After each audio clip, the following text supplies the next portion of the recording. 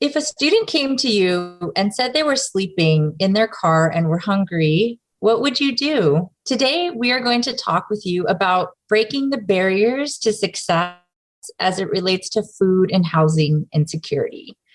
Today, you're in the presentation with myself and two colleagues from the CSU system who serve students in basic needs. And we are going to be reviewing services that you can offer students who are coming in and inform you of their houselessness or food insecurity. My name is Danielle Munoz, and I am a case manager with Sacramento State, and I work in the CARES office, and we support students who are experiencing homelessness and food insecurity. And I'm going to turn it over to my colleague, Jen. Thank you, Danielle. As Danielle mentioned, my name is Jen Sturdivant, and I'm the care manager at Stanislaus State. I oversee the various basic needs programs that Stanislaus State has to support students. Jessica, pass it to you. Thanks, Jen. My name is Jessica Medina, and I am the coordinator of the Food Security Project at California State University, Fresno, or also known as Fresno State. I oversee our student cupboard, our CalFresh outreach, and CalFresh Healthy Living grants, as well as pretty much all kinds of things related to food security on our campus. And now I'm going to turn it back to Jen, who's going to tell you a little bit about what you can expect for today's presentation. We want to welcome you all today and acknowledge the critical role that you each have in supporting students. Many of you may be the first person to hear from a student that is facing food or housing insecurity. Or many of you may be the first point of contact whom faculty or staff reach out to if they have concerns for a student's basic needs. We hope that today's presentation will assist you with any questions you may have around supporting students' basic needs and provide more details about this critical topic. There are 5 questions we will be addressing today. What are basic needs and why are they important in higher education? What is the relevance of basic needs in the CSU? How is the CSU supporting student success through basic needs? What are the tips for supporting student success? And what are the next steps and how can you get connected with your campus basic needs department to learn more? Going into this space, we want to recognize that some of the things we will review today may bring up a variety of feelings for you. So if at any time you need to step away or turn off your camera, please feel free to do so. Also, your past experiences may lead you to hold assumptions about those who are experiencing hardships. So we ask that you please be mindful of these individual biases. When we're looking at students' basic needs, we're looking at the conditions necessary to survive and thrive. And today we'll be focusing on food and housing security. When we talk about food insecurity, we are discussing the state of being without reliable access to a sufficient quantity of affordable, nutritious food. This definition is often reflected on a continuum, which Danielle will explore in more detail later in the presentation. When we discuss housing insecurity, for the purpose of this presentation, I will use houselessness instead of the word homelessness, out of preference for the students that I serve. We are talking about individuals who lack a fixed, regular, and adequate nighttime residence. Houselessness can look different for the students we serve.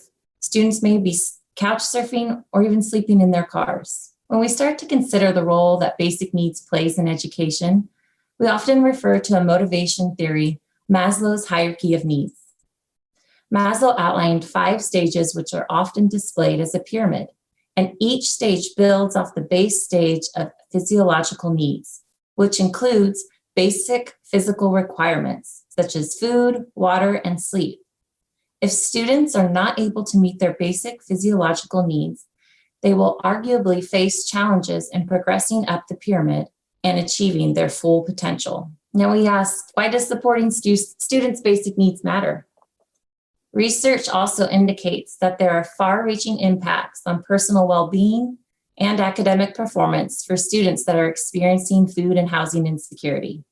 We will talk through a few of those points today. Students who are experiencing food and housing insecurity report lower GPAs and greater academic stress. They are also more likely to drop classes and struggle with concentration. Research even indicates that students who are experiencing food and housing insecurity are less likely to participate in co-curricular activities and experience higher levels of depression and anxiety. The students the CSU serves do not all come with the same life situations or experiences, and we want to make sure to listen to each student's unique situation. We will now hear from 2 students that are currently experiencing food and housing insecurity.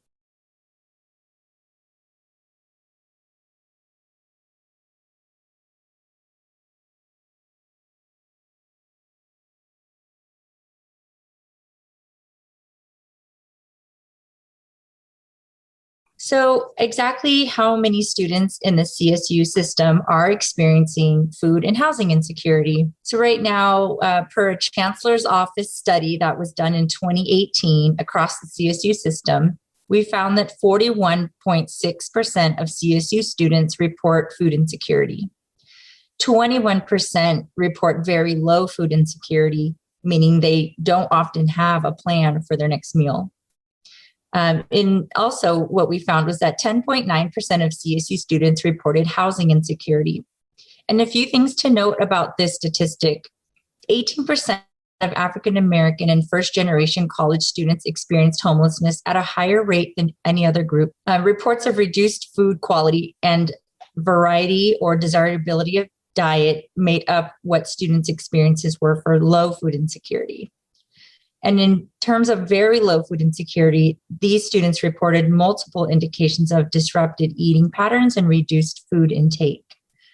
And we also want to note that when we discuss homelessness or houselessness, what we mean is a lack of fixed, regular, and adequate nighttime residence.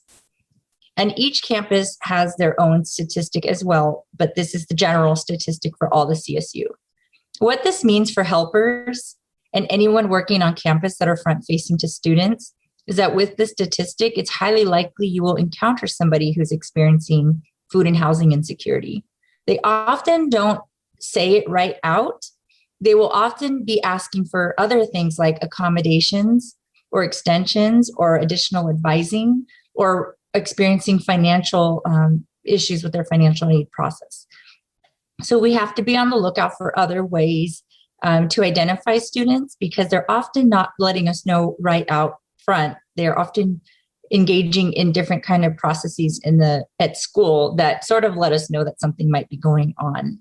So right now we're going to hear from 2 students who are experiencing basic needs and food insecurity.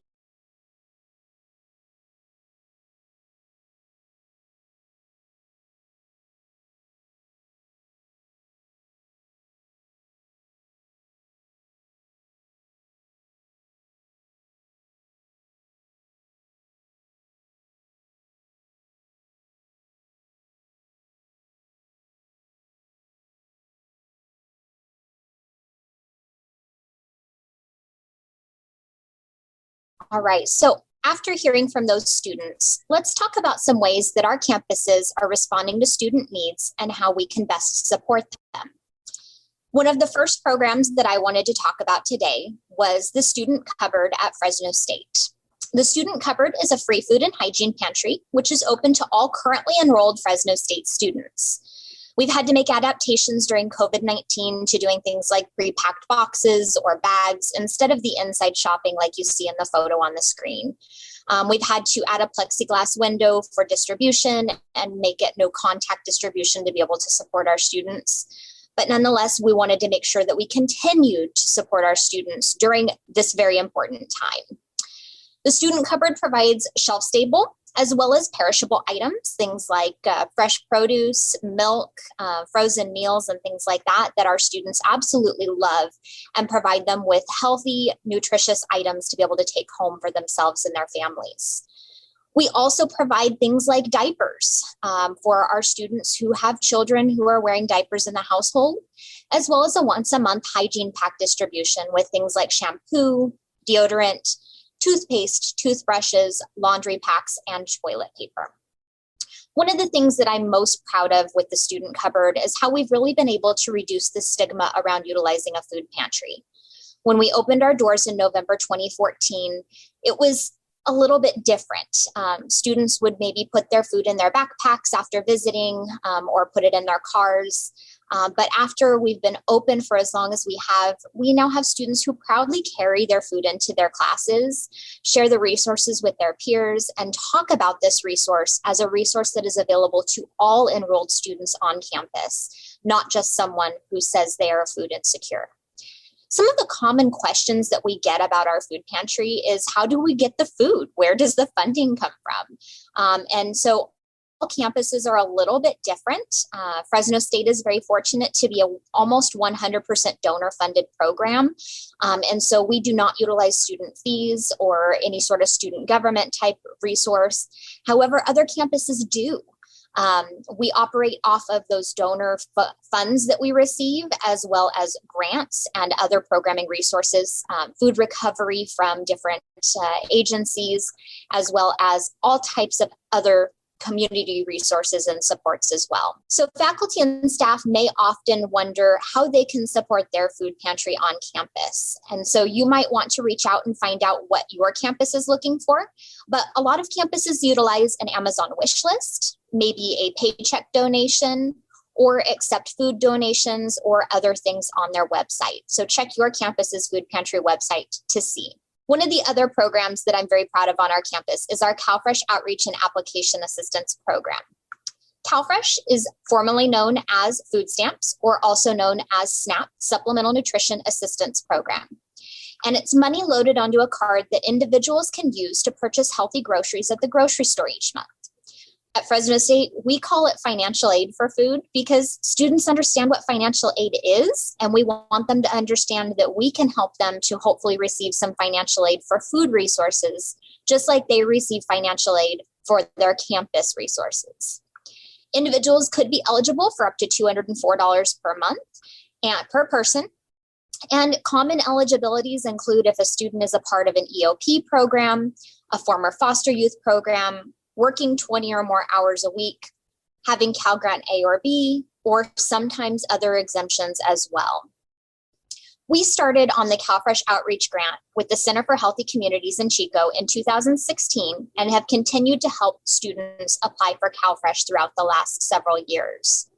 We mostly offer in-person application assistance, but have transitioned to online application assistance during COVID-19, and in the last 10 months, we've been able to support more than 800 students to apply for funding for CalFresh. In addition, we added the nutrition education and virtual cooking demonstrations through the CalFresh Healthy Living Grant and have been able to help students learn how to take their CalFresh dollars and be able to purchase healthy food on a budget. And here's a quote from a student.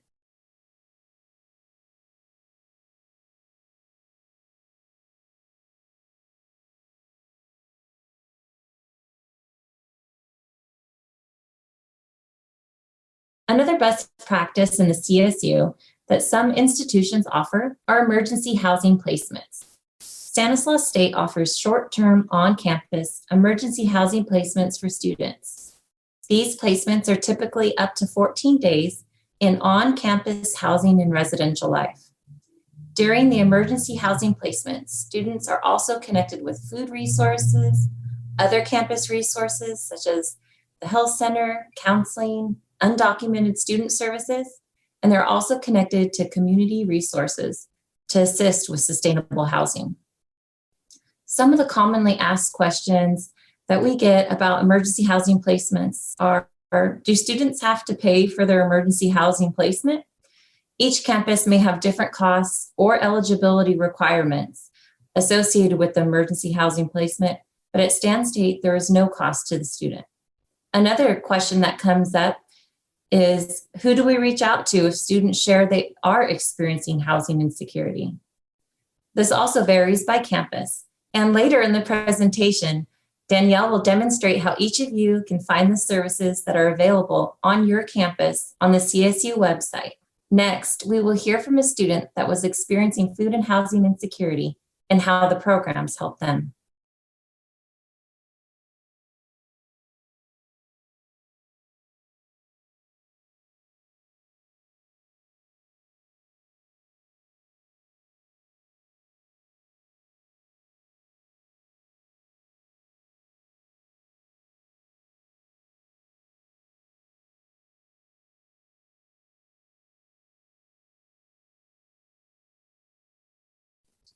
So at Sacramento State, we offer an emergency fund for students. And today I want to talk a little bit about that. A lot of campuses have an emergency fund similar. And at the end, as my colleague Jen said, we will show you where to go to find your campus emergency fund program. At Sacramento State, our students are working really hard to try to finish the semester successfully. But sometimes life gets in the way. It can be an unexpected reduction in work hours. It could be a medical bill or a transportation issue. And right now during COVID, a lot of our students have found themselves unemployed and really struggling to make ends meet. So our emergency funds are designed to support them through these one-time crises so that they can just focus on school. So Sacramento State has an emergency fund right now that provides up to $2,000 to students who are in any type of emergency. And some of the common things that students use this fund for is housing, which is our number one request, utilities, food, transportation, medical bills, theft of their school supplies, and we have to support them with getting our book back or a laptop, school supplies, and childcare. And so at one point or another, students encounter crises that threaten one of these areas. And when students stress about not knowing how they're going to pay their rent, or their car breaks down and they don't know how they're going to get to work, that's when they start to really get stressed out and have issues with focus. So we find that a lot of our students who use our emergency fund will complete the semester. We have almost 100% of semester completion for our students who use emergency funds. And our average GPA is about a 2.79 of students who are using our fund. So we know it works. We know that they are able to get back to their classes and finish their semester. And we never want one-time thing to set a domino effect and have our students start to see their academics decline. So we have seen this program be very effective. We know a lot of other CSUs have this type of program. And if a student comes to you and lets you know that they're struggling, this is a really good resource to keep in mind. We're going to hear from a student who was able to use our fund.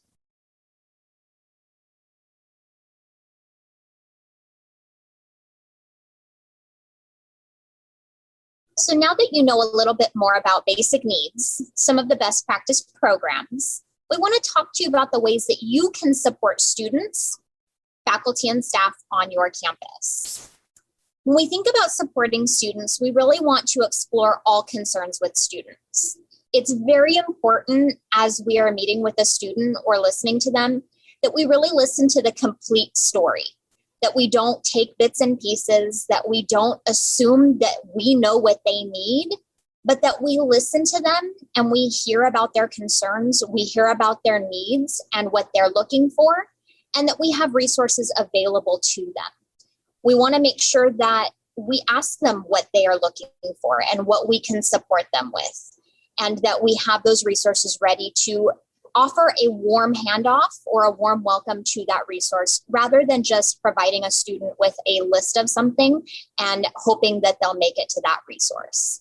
When we think about supporting faculty and staff, I think it's really important to remind them that students who are hungry or lacking a place to sleep at night are not likely to perform well in class.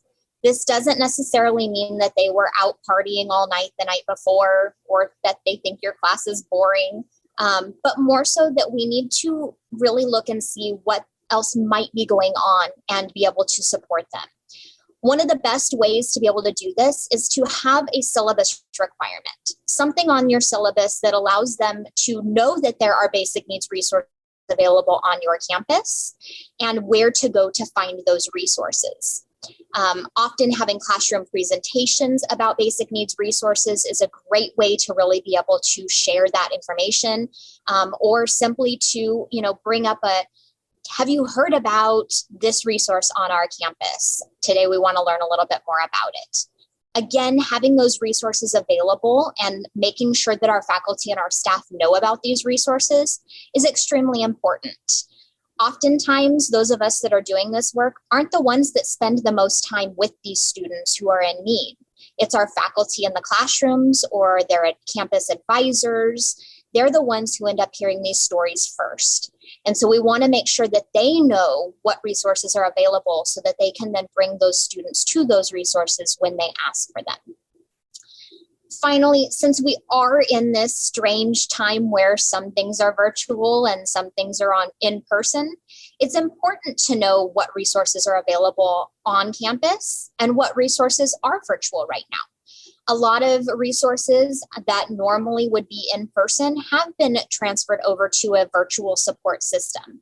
And so being able to know what is available in the virtual world and then what is still available on campus, whether that be a food pantry on campus, CalFresh application assistance, whether emergency housing is available, or how to access those emergency grants is very important.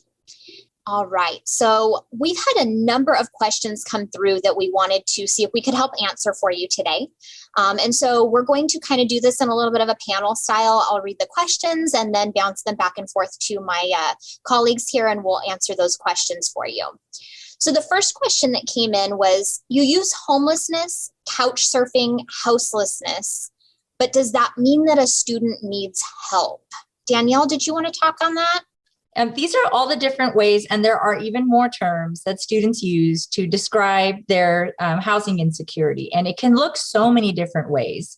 There could be a possibility that a student is living safely on a couch, with a relative, although that hardly feels like home.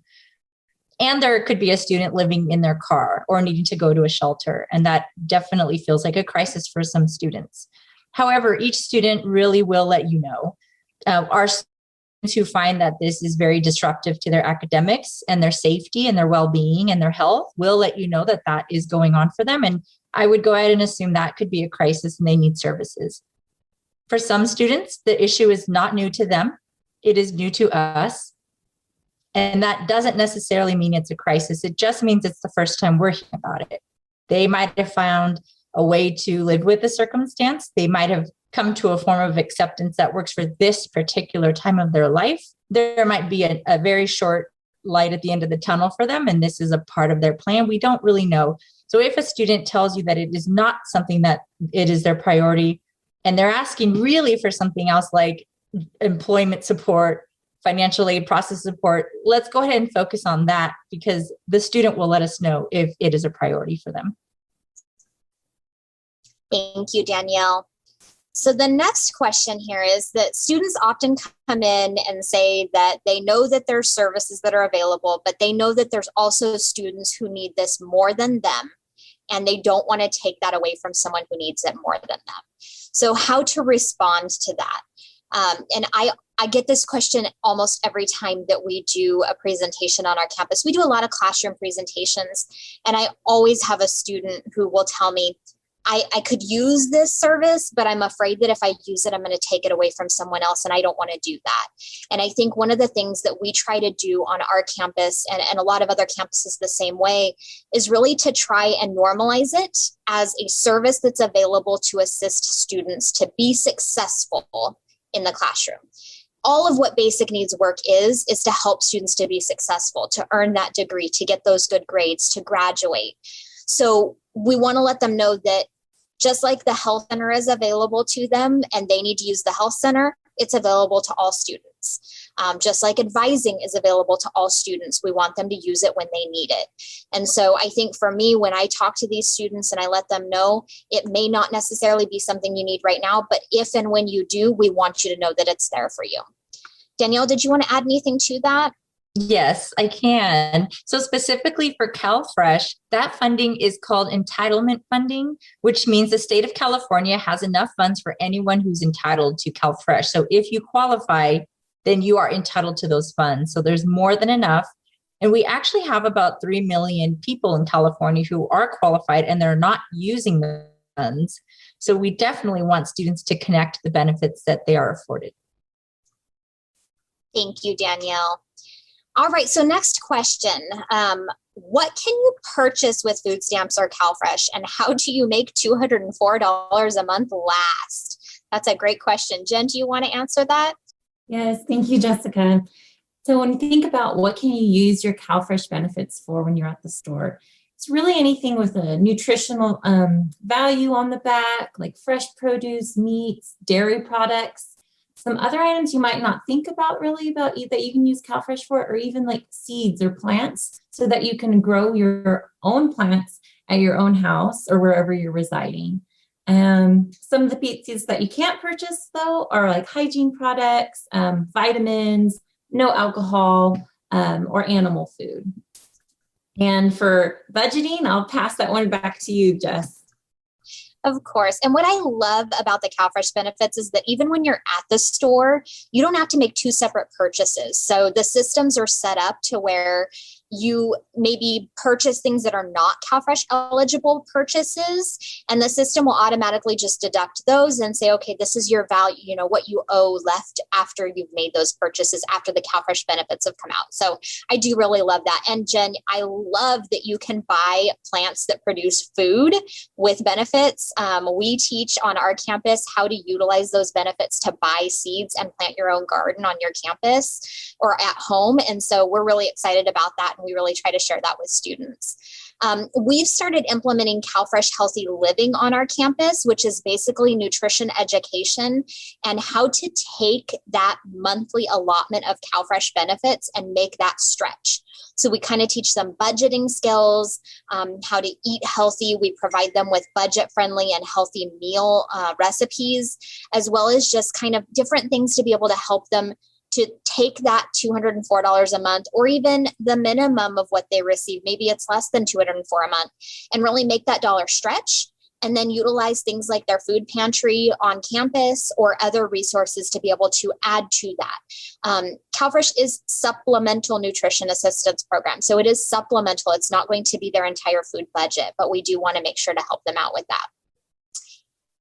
All right, so our next question, and this one I think every single one of us can probably answer here. What does your food pantry look like, and how often can it be used? Jen, why don't we start with you, and then we'll move on to Danielle, and then I will answer last. All right, thank you. So at Stan State, we've really designed the food pantry to look like a grocery store. So when you go in, you have your fresh produce bins in the middle of the room, you have your refrigerator and freezer.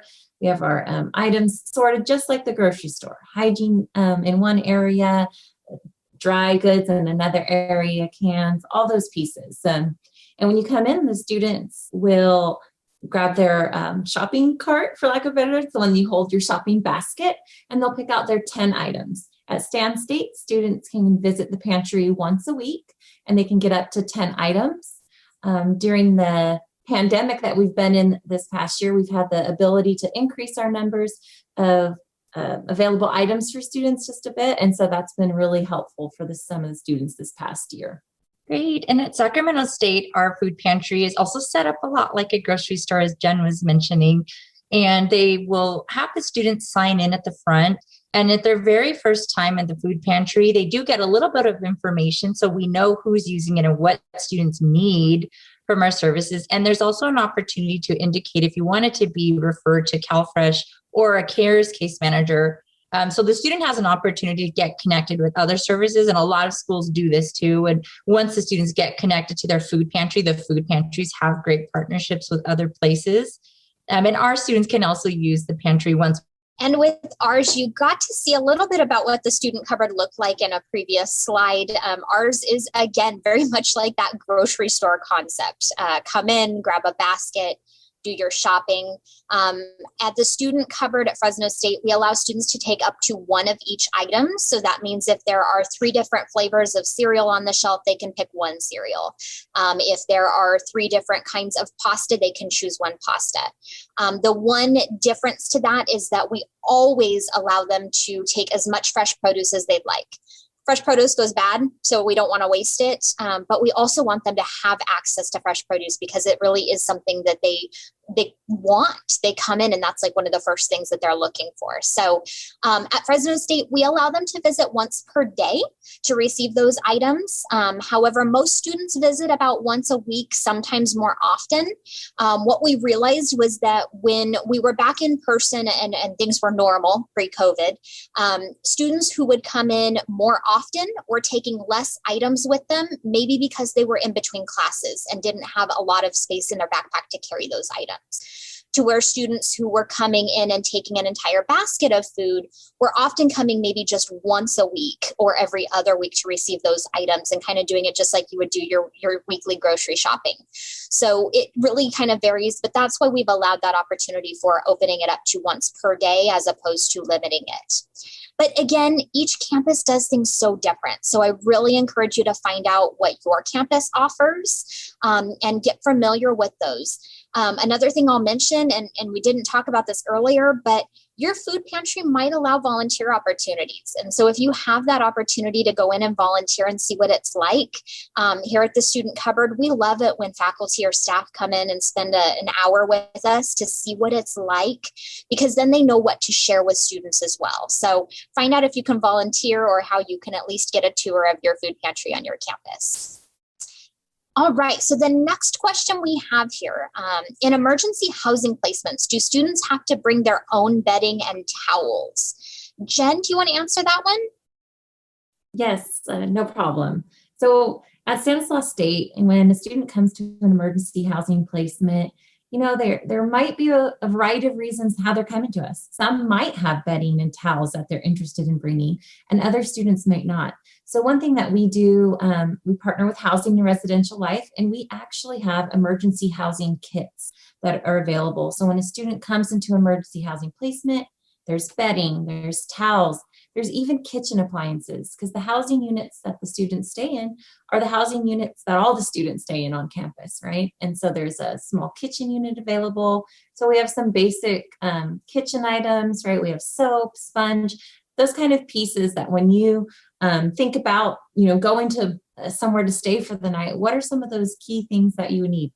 A pillow, a blanket, we really have a can opener, right? Like that was something you might not typically think about, but there's can openers in those kits as well. And we also really, if the student is coming, during the pantry food hours, we have them go to the pantry. And if they're going to be joining the emergency housing placement after hours, we make sure to have some snacks that are available for students, some food items that they can eat right then and there when they get into the emergency housing placement unit.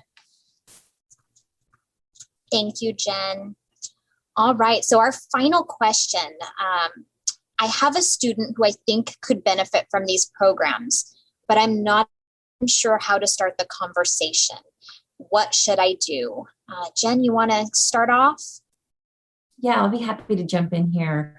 One of the things that I approach I use is really to go into some of these challenging conversations as really a friend, right? A friendly face there to say, hey, have you heard about this resource before on campus? Did you know that Basic Needs has a food pantry that's open that you can go to once a week? Kind of talk out some of those pieces. Usually I'll have a pamphlet, a flyer, a packet, even a whole folder of information to kind of share with that student. And then that gives them some time to look over the information themselves, or maybe ask some follow-up questions. And if a student does express interest in visiting the pantry, or, oh, that would be great. One technique I use is say, hey, do you want me to walk you over there to check out the pantry? Do you know where it is? And so it's really that warm handoff and supporting the student that, might feel a little uncomfortable or awkward about visiting the pantry, but to really help destigmatize it and just, show them where it's at and what it looks like and how to use it. So that's one strategy that I use. I think another thing that we have on our campus is our care team. And so your campus might have something similar to that. They might be called something different. but we have access to refer students to services. And so if you encounter a student that you're not really sure or not really comfortable making this conversation with, there are people on your campus who are trained and supported and ready to make this conversation with the student. So if you have that opportunity to make a referral to the care team or whatever your campus reporting team is, submit that referral. I always highly recommend, even if you're not sure, do the referral. The least that could happen is that that student could respond to that referral and say, I'm really okay, but thank you. I'm glad somebody's worried and concerned. And the best thing that could happen from that is that that student could get that call and that student could say, wow, I didn't know somebody realized what I was going through. And so being able then to give them access to those resources and to assist them when maybe they weren't sure how to ask and you weren't sure how to tell, there are people out there who can do that referral as well. So I highly recommend looking into your campus resources to find out what sort of things are available and if you have that referral type process as well. Now I'm going to send it back over to Danielle, who's going to share with you where you can find CSU resources on the California State University website. Thank you, Jessica. So what I'm going to do right now is share my screen. And the CSU system has a student well-being and basic needs website where you can go and see a lot of different resources. We're going to go over to student resources. And if I click here, you will see that the CSU system comes up. Here's a map of all of our schools. Here's Sacramento, and I can go over to our emergency fund program. So this website really allows you to go to your own campus and pick out the resource that you would like to share with your student. You can also go over here to the right and you can sign up for Basic Needs Initiatives updates. And if you go back to this main page, you can see there are also faculty and staff resources and another opportunity to sign up for updates. This website is a great place to start when you're working with a student who needs to find basic needs resources on their campus. So we hope that you found this helpful today. We went over a little bit about what basic needs are and how likely it is that you might run into someone on campus that's experienced basic needs need challenges. We also talked about some best practice programs that are probably also available at your campus. And we also went over the website where you can find the resources for your campus. We hope that you found this helpful. Please stay in touch with the CSU system about basic needs updates and let any of your folks know in the Dean of Students office if you have a student in need. That's often a really good place to start.